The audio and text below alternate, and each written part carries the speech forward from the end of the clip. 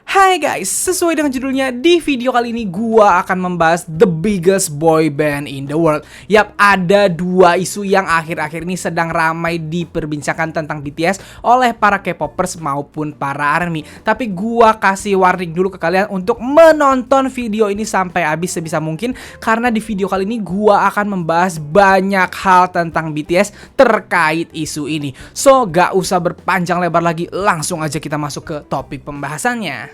Hal pertama yang ingin gue bahas tentang BTS ini gue dapatkan dari sebuah artikel dari portal berita di Instagram. Ada apa? Mari kita cek dulu faktanya berdasarkan portal berita Copamex di Instagram yang berjudul "Kecuali BTS, K-pop masih merupakan genre yang tidak bisa menjamin keberlanjutan musik di AS plus tanggapan Kanets." Nih isi artikelnya ya guys, genre K-pop tumbuh pada tingkat 15% per tahun di AS, Amerika Serikat. BTS menyumbang 44% dari pasar K-pop AS. Dengan pengecualian BTS, K-pop tampaknya masih menjadi genre yang tidak dapat menjamin keberlanjutan musik di AS. Menurut survei dari Januari hingga Juli 2021 yang dirilis oleh grup konsultan musik global Reels Corporation, BTS mengambil tempat pertama dalam genre K-pop dengan 1,42 juta poin. Ini dihitung menggunakan kriteria agregat yang sama dengan Billboard chart dari total 3.248.492 poin. BTS menyumbang 44,01%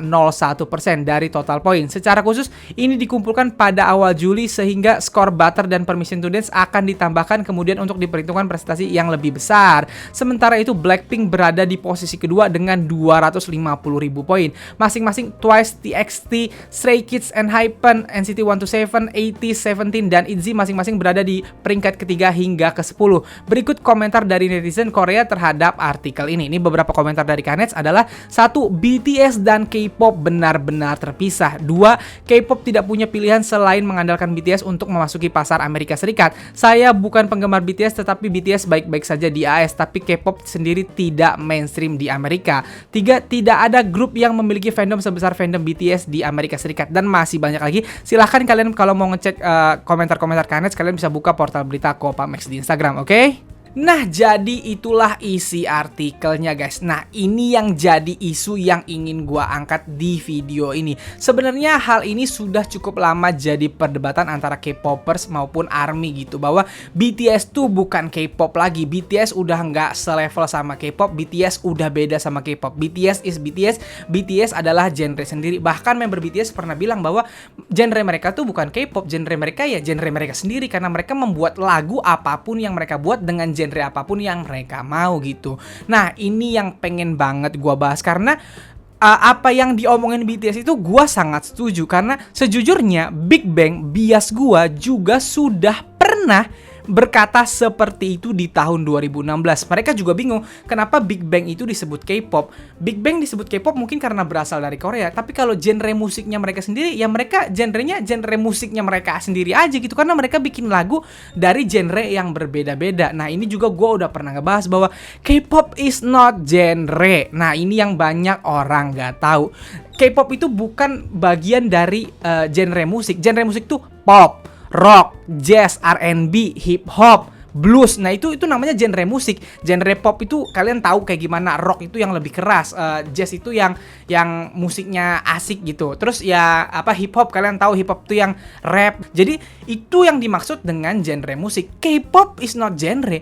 Di dalam K-pop ada berbagai genre. K-pop itu hanya sebutan musik populer dari Korea, makanya namanya K-pop. K-pop itu bukan Korean pop, tapi Korean populer. K-pop music, Korean popular music. Korean popular music ini adalah musik-musik atau lagu-lagu yang dinyanyikan oleh para idol. Jadi kalau musiknya dari Korea, yang nyanyi orang Korea, tapi mereka bukan idol, mereka nggak K-pop juga, mereka juga bukan bagian dari K-pop.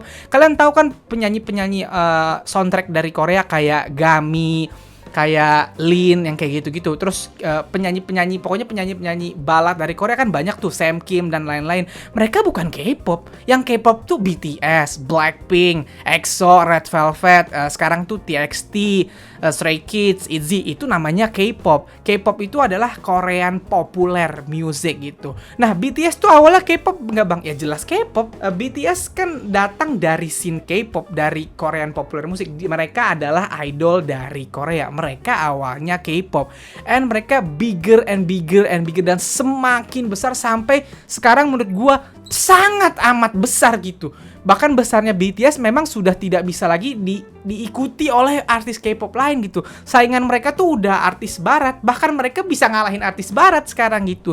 Jadi kalau lu tanya BTS itu genrenya K-pop nggak? Ya bukan, K-pop bukan genre gitu. Tapi apakah BTS ini masih bagian dari K-pop? Nah, ini yang bisa kita jadiin diskusi, bisa kita jadiin perdebatan. Apakah BTS masih relevan disebut as K-pop? Karena sekarang BTS bukan lagi artis Korea, gue berani bilang. BTS adalah artis dunia. Semua yang dikeluarkan BTS itu udah bukan lagi cuman diberitakan sama publik Korea. Maksudnya gimana bang diberitakan sama publik Korea? Semua yang kita dapat berita sekarang tuh rata-rata diambil dari portal berita Korea, Sumpi dan lain-lain gitu. Nah, sedangkan BTS ini yang meliput mereka ketika mereka comeback, ketika mereka berkegiatan sudah bukan lagi media Korea doang, sudah media Amerika. Media Amerika berbondong-bondong menulis artikel, berita, info apapun tentang BTS. Tapi memang hanya BTS yang paling yang paling disorot sama mereka. Bahkan di sini berdasarkan survei langsung nih tadi dari Reels Corporation ini, dari 3,2 juta lebih suara, 1,42 juta poin itu adalah BTS. Bayangin, setengahnya, hampir setengahnya itu BTS, sisanya baru grup-grup lain tuh satu-satu. Berarti grup-grup lain tuh presentasinya kecil gitu dibanding BTS. BTS hampir setengahnya. Makanya nama BTS di barat itu gede banget, guys. Kalau gue bahkan pernah nonton video, sebenarnya ini kasihan, gue nggak usah sebut grupnya. Ada beberapa grup yang datang ke Amerika, orang Amerikanya bilang BTS bukan gitu. Mereka taunya BTS doang gitu. Mereka nggak tahu grup lain di luar BTS. Kasihan sebenarnya. Tapi yang mau diapain memang seperti itu gitu. Jadi kalau gue pribadi tanya, bang BTS masih bisa dibilang K-pop nggak bang? Gue bilang sih masih bisa. Kalau buat gue pribadi, BTS akan selama-lamanya K-pop karena BTS datang dari K-pop dan gue menyukai musik K-pop, dan buat gue BTS adalah pentolan K-pop terbesar sekarang gitu. Jadi gue masih, kalau gue pribadi ya, masih menganggap BTS itu bagian dari K-pop. Tapi boleh nggak bang kalau lo bilang, atau kalau kita bilang BTS ini udah bukan lagi K-pop, BTS ini udah artis dunia? Ya boleh juga, karena mereka saingannya udah bukan sama artis K-pop lagi, udah sama artis barat gitu. Guys, mereka berhasil nomor 1 di Billboard 100 guys, yang gak pernah dicapai sama artis Asia manapun sejak tahun 60-an kalau gua gak salah. Baru sekarang BTS ngelakuin itu, dan mereka ngelakuinnya bukan di 1 lagu, 5 lagu.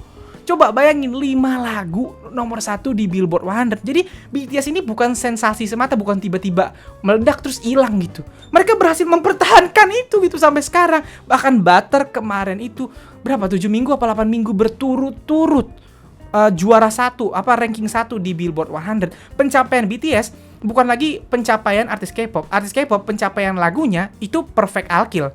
Kalau di Korea Perfect Alkyl itu udah pencapaian tertinggi artis K-pop.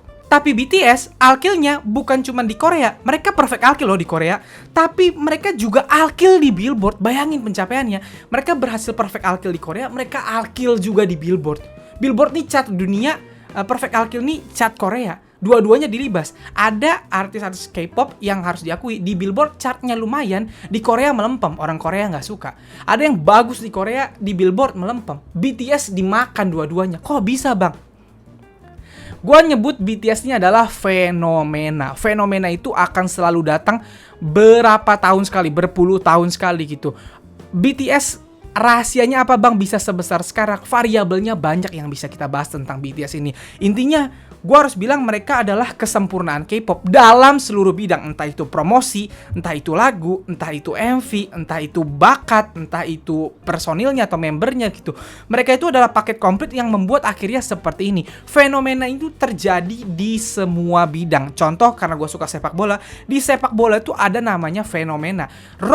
Cristiano Ronaldo dan Messi adalah fenomena di dunia sepak bola. Bayangin guys, persaingan mereka pertama kali dimulai itu sejak 2008 kalau gua nggak salah. Abis itu 2008 sampai kemarin 2019, pemain terbaik dunia itu ganti-gantian mereka berdua aja. Messi, Ronaldo, Messi, Ronaldo, Messi, Ronaldo gitu. Cuman sekali kalau nggak salah pernah diganti sama Luka Modric. Sisanya mereka berdua doang. Mereka fenomena, ada banyak pemain dunia hebat yang bersaing di eranya, tapi belum ada pemain terbaik dunia yang dia doang selama lebih dari 10 tahun. Dan Ronaldo, Messi bisa melakukan itu. Kenapa bisa begitu, Bang? Karena mereka hebat, karena mereka ngelakuinnya jago, mereka konsisten, dan semuanya akhirnya mereka jadi fenomena. Itu yang terjadi di K-pop dengan BTS. BTS ini fenomena. Mereka one of a kind, satu dari sekian banyak artis K-pop yang akhirnya bisa sebesar ini. Rahasianya jadi BTS gimana? Nggak tahu.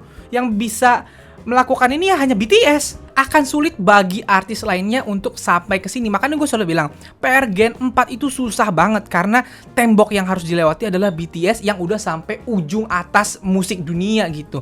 Sekarang itu bahkan gue ngomong gini ya, gue tuh berpikir gini, kalau sampai BTS ini masuk nominasi di award Korea lagi, misal Melon Music Award, Mnet Asian Music Awards, Golden Disc gitu, harusnya BTS ini udah nggak boleh masuk ke kategori yang ada vote-nya. Gue harus bilang gitu. Ini pujian buat kalian ARMY, karena menurut gue kalau BTS masuk nominasi yang pakai vote, itu dia auto menang, gak bakal bisa kalah sedikit pun. Even saingannya grup lain ini minta bantuan seluruh fandom K-pop lain dah selain BTS, tetap gak bakal kalah. BTS akan langsung auto menang. Kenapa gue bisa bilang gitu?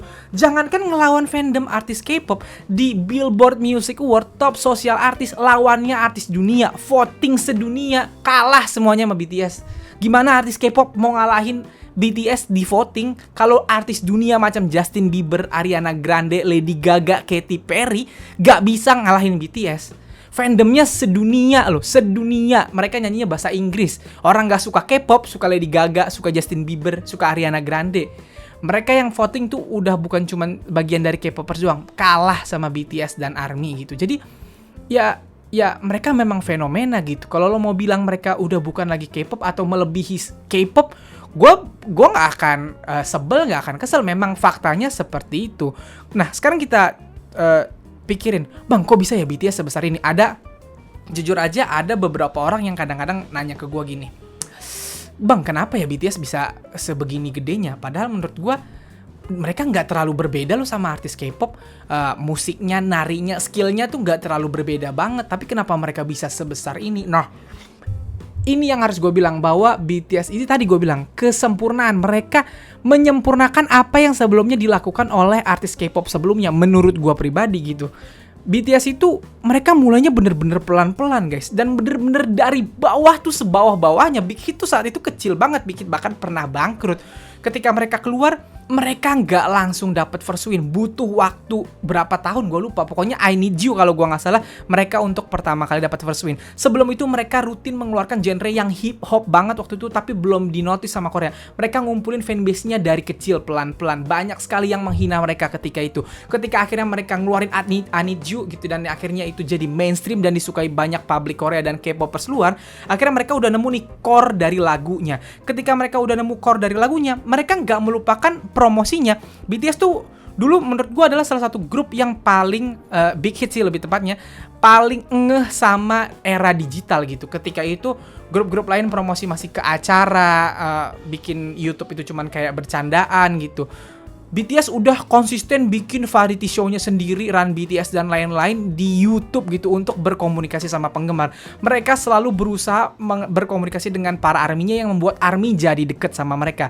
Nah, yang hebatnya lagi mereka menyeimbangkan dengan karya. Ada yang grup hobi banget sekarang tuh bikin konten di YouTube, V-Live dan lain-lain, tapi musiknya nggak bagus. Kalau BTS komunikasi sama fansnya jalan, musik mereka diimprove terus dan bagus terus. Sejak I Need You, BTS belum pernah gagal mengeluarkan lagu, utamanya title tracknya selalu dapat bagus di chart, awalnya di chart Korea sampai akhirnya di chart dunia. Sampai sekarang mereka tuh tracknya begini, naik terus, gak pernah bikin lagu bagus jomplang terus naik lagi atau jomplang lagi, nggak pernah. BTS tuh selalu sampai sekarang Permission to Dance. Makanya mereka bisa sebesar ini. Mereka menyeimbangkan itu semua.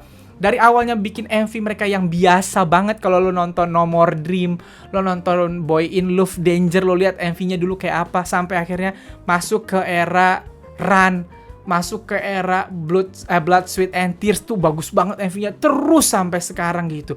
Semuanya ada meaning gitu. Mereka juga yang mempopulerkan. Seingat gua BTS adalah yang mempopulerkan MV ada teori-teorinya. Bukan BTS kayaknya yang pertama, tapi akhirnya populer teori-teori MV itu gara-gara BTS bikin MV yang kayaknya MV satu sama lain itu ada berkesinambungan gitu, ada teori yang menyambung gitu. Itu yang bikin BTS akhirnya gede, semakin gede gitu. Dan ARMY ini karena terus dipelihara oleh BTS sampai ke level buat gua pribadi sekarang tuh monster, gak masuk akal ARMY tuh. Lo bayangin ya, ARMY itu terus bertambah jumlahnya dan mereka kuat militan tanpa ada komando. ARMY kan nggak ada panglima tertingginya kan? Sepengetahuan sih nggak ada gitu, nggak ada orang yang bilang saya panglima tertinggi ARMY gitu. Terus dia melakukan atau dia ngatur ARMY di seluruh dunia, nggak ada. Semuanya bener-bener berdiri sendiri-sendiri, suka sendiri-sendiri, bergabung. Terus kayak dari hati ke hati aja gitu guys. Satu sama lain untuk mendukung BTS dan mereka militan parah. BTS itu menang di semua voting yang ada nama BTS ya. Kemarin yang sempet rame banget di Euro ngeluarin list lagu yang mau diputar di Euro, ada nama BTS. Terus tiba-tiba ARMY langsung vote dan menang. Walaupun dipermasalahkan sama fans bola, tapi intinya ARMY akan ngevote BTS dimanapun eventnya. Event itu event sepak bola, mungkin banyak ARMY nggak nonton sepak bola, tapi ada nama BTS, terus ada nama BTS di situ akan di vote gitu. Segitu kuatnya ARMY. Dan ARMY, jujur aja, gue kan adalah content creator K-pop. Kerjaan gue adalah ngecek portal berita K-pop, ngecek fanbase K-pop. Gue pengen lihat ada apa yang baru yang bisa gue bahas gitu.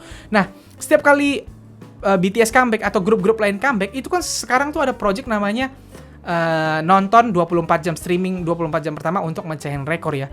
Dan terlihat sangat berbeda guys. Banyak sekali fanbase K-pop, gak usah gue sebut, tapi banyak gue ngelihat fanbase K-pop itu yang adminnya terkesan kayak mempush banget followersnya, mempush banget fandomnya untuk ayo bias kita udah berusaha, ayo kita yang terbaik, ayo kita streaming, kayak terkesan maksa, nyuruh begadang bahkan seperti itu. Kalau ARMY fanbase-nya ketika misalnya ayo guys kita besok streaming ya, semangat ya, terus streaming nih misalnya udah misalnya keluar jam 12 siang, terus ketika udah jam 11 malam gitu, udah malam, adminnya nyuruh tidur, tau gak? Admin bilang, udah ya guys, kita tugasnya udah selesai, biarkan saudara-saudara kita, teman-teman kita ARMY yang di belahan dunia lain yang kerja sekarang gitu. Jadi ARMY itu tanpa ada komando, mereka udah kayak saling ngerti satu sama lain. Nih, di Indonesia lagi siang nih, ayo ARMY Indonesia streaming mati-matian, begitu udah malam, tidur. Biarin ARMY dari negara lain yang kerja gitu. Makanya BTS bisa memecahkan rekor YouTube kan? Karena ya mereka kompak tanpa ada komando. Kok bisa? Nah nggak tahu, itu fenomena gitu. Gue nggak tahu ya dulu fansnya The Beatles, fansnya Michael Jackson yang militan di era itu kayak gimana. Karena di era itu kan gue belum hidup gitu. Intinya kalau di sekarang gue belum pernah lihat fandom dari musisi, dari band gitu yang seloyal, semilitan ARMY. Apapun yang dikeluarkan oleh BTS itu akan rame. Even itu bukan bagian dari musik. Kayak kemarin BTS Meal. Itu rame begitu gara-gara BTS, bukan gara-gara mealnya. Orang makanan McD biasa, cuman ada satu saus yang inian yang berbeda dan sausnya juga nggak enak-enak banget menurut gua. Tapi karena ada embel-embel nama BTS kemarin jadi begitu. Kok bisa? Ya nggak tahu. Kalau misalnya itu yang kolaborasi sama McD bukan BTS, grup lain, gue yakin nggak akan segitunya. Tapi karena ada nama BTS-nya jadi begitu. Itu yang terjadi. Itu fenomena yang dibuat oleh BTS dan ARMY dengan sesuatu yang wah kayaknya butuh penelitian panjang. Jadi tesis sendiri kayaknya untuk mengetahui kenapa BTS dan ARMY hubungannya sampai segini banget. Ada banyak sekali variabelnya. BTS selalu terlihat sayang ARMY selalu apa ya bahasanya? Mendukung BTS tanpa pamrih gitu. Dan ini satu fakta yang besar lagi, BTS itu udah bertahun-tahun dan hampir no skandal. Mereka bahkan gak pernah ada skandal besar. Fan service-nya gue bilang bagus banget untuk fansnya gitu. Makanya bisa segede gini. Kalau lo bertanya-tanya kenapa BTS bisa kayak gini, ya mereka mendapatkan apa yang mereka kerjakan selama bertahun-tahun ini. Jadi wajar gitu. Nah balik lagi ke premis awal tadi, apakah BTS sama K-pop itu berbeda? Terserah lu mau anggap apa sekarang. Mau lu anggap tetap K-pop nggak apa-apa, mau lu anggap udah lebih dari K-pop juga nggak apa-apa. Buat gua ini bukan sesuatu yang perlu diperdebatkan sampai berantem. Intinya satu hal yang sering gua bilang adalah lu boleh nggak suka BTS, lu boleh benci BTS, itu hak lu, tapi lu nggak boleh denial sama pencapaian BTS gitu. Jadi lo boleh gak suka BTS, tapi lo tetap harus mengakui bahwa BTS ada di puncak sekarang. Ibarat kata gunung, dia di puncak gunungnya gitu. Kita nggak bisa bilang, BTS jelek, BTS, dia di ujungnya gitu. Dia udah di paling atas. Bias kita semua gak ada yang sampai ke level dia gitu. Jadi gak suka boleh, tapi gak usah denial. Itu yang selalu gue bilang. Jadi itu yang ingin gue bahas terkait tentang BTS dan K-pop ini. Nah, selanjutnya premis kedua nih, terakhir yang ingin gue bahas, gak panjang-panjang kayaknya. Ini lewat di TikTok gue beberapa hari belakangan. Jadi, awalnya gue nggak ngerti, setelah gue lihat beberapa, gue jadi ngerti. Intinya ada yang nulis kayak gini, ternyata untuk menyaring fake ARMY nggak perlu trio makna lainnya BTS kencan atau pacaran. Cukup ngeluarin 3 lagu bahasa Inggris akhirnya tersaring gitu. Awalnya gue nggak ngerti apa, setelah lihat banyak yang bikin konten-konten kayak gitu gue jadi ngerti. Ternyata katanya ada banyak yang ngaku ARMY meninggalkan fandom karena merasa BTS sekarang bukan BTS yang dulu. Lagu-lagu BTS sekarang itu gak mencerminkan BTS yang mereka kenal. Menurut mereka BTS tuh hip hop gitu. Sekarang lagu BTS tuh kayak lagu happy-happy, senang-senang doang gitu. Sejak era Dynamite, Butter, dan juga Permission to Dance harus diakui semirip, se-vibe gitu. Bagi orang-orang ini gak kayak BTS dulu. Yang mereka kenal BTS itu adalah yang kayak Fire mungkin, kayak Dope, kayak Mic Drop gitu. Kenapa sekarang BTS lagunya malah jadi gini gitu, kayak happy-happy doang. Dan jujur gua ngeliat ini ketawa. Gua nggak tahu memang beneran ada apa enggak, tapi yang jelas ini ramai sekali diperbincangkan di TikTok gitu. FYP gue sering banget lewat ini gitu. Jadi ARMY silahkan komen di bawah ini beneran apa enggak ya. Gue ngebahas ini karena rame aja di TikTok. Gue pengen berdiskusi sama kalian gitu. Dan gue sangat lucu buat gue kalau ada yang merasa dirinya ARMY tapi meninggalkan BTS karena ini. Aneh. It's evolusi. Manusia itu harus terus berkembang, gak boleh di situ-situ aja. Ada grup yang comeback dengan konsep gitu-gitu aja, itu banyak yang mencerca gitu. Comebacknya gitu mulu gayanya. BTS selalu improve, terus ada yang malah nggak suka mereka improve. Aneh kan?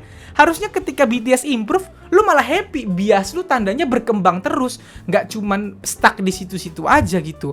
Dan yang lucu lagi, kan mereka ARMY, tapi mereka kayak nggak ngerti tujuan lagu ini dikeluarkan ya. Kenapa BTS sejak Dynamite mengeluarkan lagu-lagu yang vibe-nya happy kayak gini, yang easy listening aja, nggak berat kayak Mic Drop dan lain-lain. Karena tujuan mereka adalah menghibur orang di kala pandemi. Mereka udah ngomong itu. Gua aja yang bukan ARMY, yang cuman suka BTS tapi nggak sampai berani bilang dirinya ARMY. Gua tuh tahu kalau BTS niatnya itu gitu. Makanya bikin lagu yang happy, yang dance-nya nggak terlalu susah. Mereka dikasih dance, mereka mintanya yang gampang, termasuk Permission to Dance kemarin gitu. Lagu yang dinyanyiin berbahasa Inggris lagi, biar seluruh dunia bisa ikut nyanyi, biar happy. Terus mereka nggak ngerti itu. Terus mereka kenapa berani bilang dirinya ARMY gitu ya. Dan lagu-lagu BTS, lo boleh komplain kalau BTS ngeluarin lagu kayak sekarang, Dynamite, Butter, dan Permission to Dance itu, lo boleh komplain nggak kayak dulu kalau lagunya jelek menurut gue.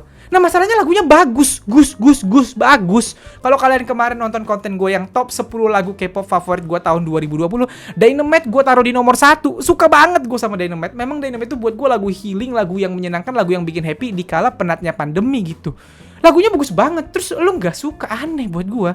Kalau lo pengen BTS balik ke core-nya hip hop, ntar pasti akan ada masanya. Mereka punya 3 rapper, J-Hope, Suga, dan juga RM, dimana 3-tiganya ini adalah yang produksi lagu BTS. Pencipta lagu BTS tuh biasanya mereka bertiga ini gitu. Ya tentunya mereka akan balik ke core-nya. Mereka bertiga tuh rapper, bukan vokalis. Kalaupun mereka nyanyi, mereka ya nyanyinya terbatas, gak bisa kayak V, Jimin, Jungkook yang lain-lain yang bisa nada tinggi gitu. Mereka pasti akan balik ke core-nya hip hop. Jadi tunggu aja, pasti ada masanya gitu. Yang jelas yang lu harus suka juga adalah dengan mengeluarkan lagu Dynamite sampai Permission to Dance ini, itu tuh para rapper lain ini, yang mana para rapper lain ini adalah orang yang seringnya berkontribusi dalam lagu-lagu BTS, itu berarti menekan banget egonya. Solid gak tuh bias lu? Mereka menekan egonya untuk mengurangi part rap mereka. Dari lagu Dynamite sampai Permission to Dance kan part rapnya memang sangat sedikit karena lagunya berbahasa Inggris. harap dimaklumi karena 3 rapper BTS ini yang fasih berbahasa Inggris hanya RM. Suga dan J-Hope belum fasih berbahasa Inggris. Tentunya kalau lo nyuruh mereka nge-rap kayak di era Mic Drop, di era Dope dan lain-lain yang cepet banget begitu dengan bahasa Inggris, tentunya Suga dan J-Hope akan kesusahan karena itu bukan bahasa ibu mereka, bukan bahasa yang mereka kuasai. Kalau RM mungkin masih bisa gitu. Jadi karena lagunya berbahasa Inggris, mereka menurunkan egonya, dapat part sedikit gak apa-apa, yang penting lagunya happy buat para ARMY, buat orang-orang di dunia gitu. Bahkan di Permission to Dance kemarin gak ada part rap sama sekali ya, wajar lagu buatan Ed Sheeran gitu. Tapi mereka mau melakukan itu. RM bilang, kalau nggak salah RM apa Suga gitu, mereka udah sempet nambahin part rap di Permission to Dance, tapi ternyata setelah dicoba nggak masuk sama lagunya. Akhirnya dirilis sesuai dengan lagu aslinya gitu. Dan mereka udah menekan ego mereka sebaik itu, sesolid itu. BTS harusnya lo bangga, malah kesel sama ini dan ninggalin BTS. Itu yang Jadi gue mempertanyakan apakah benar ARMY yang melakukan ini. Coba komen deh yang The Real ARMY. Itu ARMY beneran gak sih? Kalau memang The Real ARMY, apa komentar kalian terhadap ARMY yang melakukan itu gitu. Lucu gue. Dikala orang-orang akhirnya ngefans BTS tambah gede gara-gara mereka dengan lagu-lagu ini Billboard 100 mulu gitu. Alkil di Billboard. Ada ARMY yang katanya ngefans BTS dari lama malah ninggalin BTS gara-gara lagu kayak gini, padahal lagunya enak gitu. Nah, yang menarik lagi adalah ternyata hal ini sudah sampai ke Suga gitu. Kemarin itu Suga diwawancara dan menjawab tentang ini. Gua ambil dari portal berita K-pop chart di Instagram yang berjudul "Banyak permintaan untuk kembali rilis lagu hip hop, Suga BTS bilang tak perlu menunggu lama." Nih isi artikelnya ya guys. Melalui wawancara mereka bersama BBC Radio One baru-baru ini, Suga berikan jawaban mengenai banyaknya permintaan terhadap hal tersebut dengan mengatakan, "Aku yakin kami akan merilis lebih banyak lagu hip hop di album mendatang. Jadi jika kalian ingin mendengar lebih banyak lagu hip hop, kalian tidak perlu menunggu terlalu lama. Lagu-lagu itu mungkin akan dirilis suatu hari nanti." Tuh kasnya. Tuh, itu si Suga tuh yang ngomong. Kalau Suga udah ngomong, pasti kejadian. Mereka pasti punya tabungan lagu-lagu hip hop, cuman belum dikeluarin aja karena momennya belum pas. Momennya masih pandemi, masih parah gitu. Ntar kalau udah rapi atau misalnya udah terasa pandemi bisa diatasi, gue yakin mereka akan kembali ke core gitu. Dan harusnya lu suka BTS tuh range musiknya jadi luas banget gitu. Gue malah nunggu BTS itu ngeluarin lagu yang super duper balad jadi title track, tapi seluruh main rappernya, seluruh rappernya itu nyanyi, tidak nge-rap. Jadi bener-bener lagu balad yang sedih aja gitu. Gue nunggu BTS juga sampai ke level itu. Apa mungkin udah ada? Silahkan tulis ARMY, mungkin ada lagu mereka yang kelewat gitu. Kalau lu suka lagu model Deng, Bapse gitu, ya gue juga suka. Gue juga nunggu mereka ngeluarin lagu-lagu kayak gitu lagi. Tapi kan sabar, tidak buru-buru gitu, tunggu dong, ada momen-momennya gitu. Nah jadi itu yang mau gue bahas. Panjang banget video gue ya ARMY, sorry kalau panjang lebar gue ngomongin, soalnya gue greget, gue pengen ngomongin tentang BTS ini karena gue selalu bilang bahwa harusnya K-popers manapun bangga dengan BTS, even lu gak ngebias BTS, karena BTS menaikkan level K-pop sampai ke level yang gak pernah dibayangkan sebelumnya gitu. Sekarang orang di dunia gak bisa ngomongin K-pop tuh sebelah mata. Even mereka ngatain K-pop, mereka tetap tahu, gue yakin dalam hati, anjir nih grup gede banget, di mana-mana diputer lagunya, harusnya seperti itu gitu. Walaupun kita nggak ngebias BTS, tapi ya harusnya bangga sama BTS gitu. Sama kayak lu nggak terlalu suka sama temen lu, tapi kalau temen lu ranking 1 atau juara ngewakilin sekolah, ya harusnya lu bangga juga sama dia. Hebat, dia emang ngewakilin sekolah gua, kayak gitu loh. Jadi jangan berantem gitu. Nah untuk ARMY, sekali lagi gue minta komentar kalian terhadap 2 isu yang gua bahas ini. Silahkan ditulis di bawah, gue pengen ngelihat diskusi kalian, oke? Nah guys, jadi segitu aja video gue kali ini. Kalau kalian suka video ini, silahkan like dan share ke teman-teman K-popers kalian, utamanya para ARMY. Kalau kalian mau kenal gue, kalian bisa follow gue di Instagram, dan kalau belum subscribe channel gue, silahkan di subscribe. Sekian dari gue.